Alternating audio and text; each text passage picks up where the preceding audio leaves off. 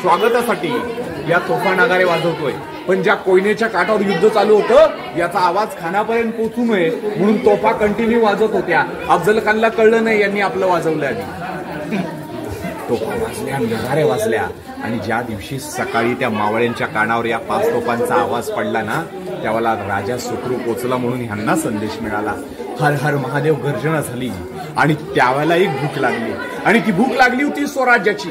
ज्यानं आपल्या आया बहिणींची आबरू लुटली, ज्यानं गावं उद्ध्वस्त केली, ज्यानं देवळं उद्ध्वस्त केली, या शत्रूला संपवण्याची भूक होती. आणि याच भूकेच्या जोरावर शत्रू सैनिक 11,000 मारले गेले त्या जावळीच्या जंगलामध्ये.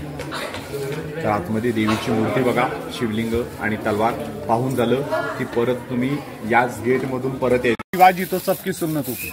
महाराजांचा राजवाडा, अन्नधान्याची कोठारं, दारुगोळ्याची कोठारं सगळी या परिसरात होती आणि ब्रिटिशांनी सगळं उद्ध्वस्त केलं. महाराजांची काहीतरी आठवण राहावी म्हणून इथं अश्वरूढ पुतळा उभा केलाय.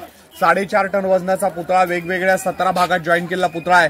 पंचधातूचा आहे. गुढीच्या पायापासून तलवारीच्या टोकापर्यंत 16 फूट हाईट येते आणि खालच्या चौताऱ्यापासून 36 फूट आहे. इथं बघितलं तर राजांच्या घोड्याचा एक पाय वर आहे, कारण महाराज आजारपणानं वारले त्यामुळे घोड्याचा एक पाय वर केलाय.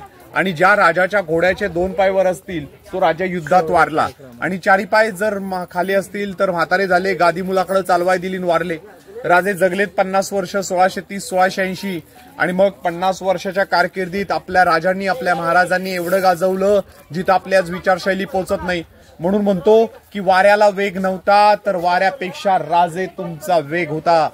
अन्यायाविरुद्ध लढायचा महाराज तुमचा इरादा नेक होता, आणि जिजाऊंचा लेख शिवछत्रपती लाखात नाही हो जगात एक होता.